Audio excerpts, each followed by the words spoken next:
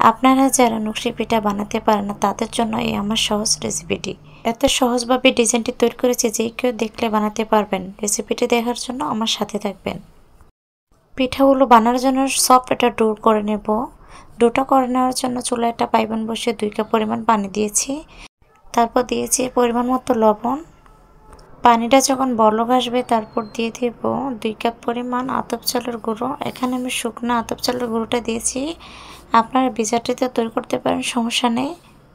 আমি শুকনো আতপ চালের গুঁড়োটা দিয়েছি। এখন ভালো করে সিদ্ধ করে নেব।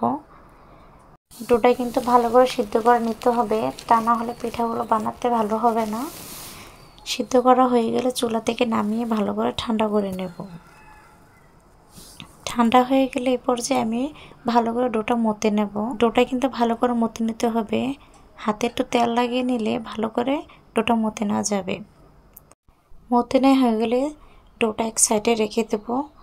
পিঠা কিন্তু আমি শিরা দিয়ে বানাবো, তাই শিরাটা আগে করে নিচ্ছি। শিরাটা করার জন্য চুলায় একটা পাতিল বসে 2 কাপ পরিমাণ চিনি নিয়েছি। আর 2 কাপ চিনিতে লাগবে 1 কাপ পরিমাণ পানি। মনে রাখবেন যতটুকু চিনি দিবেন তার 3 ভাগের 1 ভাগ পানি দিবেন, তাহলে শিরাটা পারফেক্ট হবে। শিরাটা ঘন হয়ে এসেছে, এখন চুলা থেকে নামিয়ে ঠান্ডা করে নেব। বেশি ঘন করা যাবে না, আবার পাতলা করা যাবে না। হাত দিয়ে দেখবেন যখন একতার হয়ে আসছে তখন চুলা থেকে নামিয়ে রেখে দেব। এখন পিঠাগুলো বানিয়ে নেব। পিঠাগুলো বানানোর জন্য আমি ডোটাকে 2 ভাগে ভাগ করে নিয়েছি। তারপরে অরেঞ্জ ফুড কালার একটাতে দিয়ে দেব।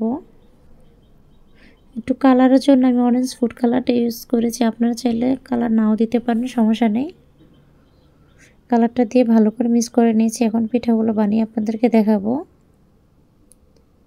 সামান্য একটু ডো নিয়ে একটা রুটি বেলে নেব। পিঠাগুলো বানানোর জন্য আমার একটা ছুরি আর কলমের ক্যাপ, বোতলের ক্যাপ লাগবে, আর একটা শুন লাগবে। আপনারা একবার দেখে নিলেই পারবেন।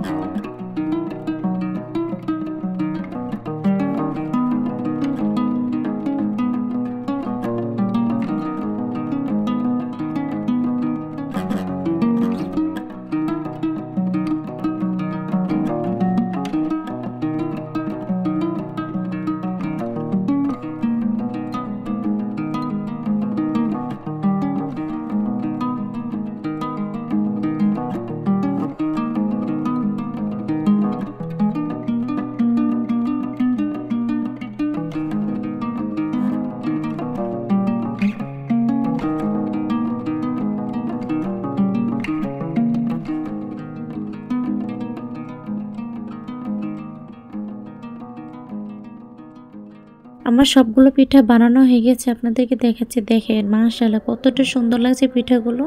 খুব সহজে আপনারাও বানিয়ে নিতে পারবেন। এখন পিঠাগুলো বেজে নেব। চুলায় একটা পাইপেন বসিয়ে পর্যাপ্ত তেল দিয়ে ভালো করে গরম করে নিয়েছি। এখন পিঠাগুলো বেজে নেব।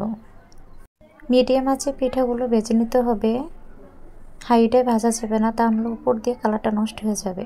যখন এক পিসটা হয়ে আসবে এর অপর পিসটা ভালো করে ভেজে নিতে হবে। পিঠাগুলো ভেজে নেওয়া হয়ে গেছে, এখন আমি শিরা দিয়ে দেব গরম গরম অবস্থায়। শিরা থেকে পিঠাগুলো চুবিয়ে তুলে নেব। পিঠাগুলো শিরা দেওয়ার পর দেখতে আরও সুন্দর লাগে। আপনাদেরকে দেখাবো পিঠাগুলো দেখতে কেমন হয়েছে। আমি জানি না আমার এই রেসিপিটা আপনাদের কেমন লাগে।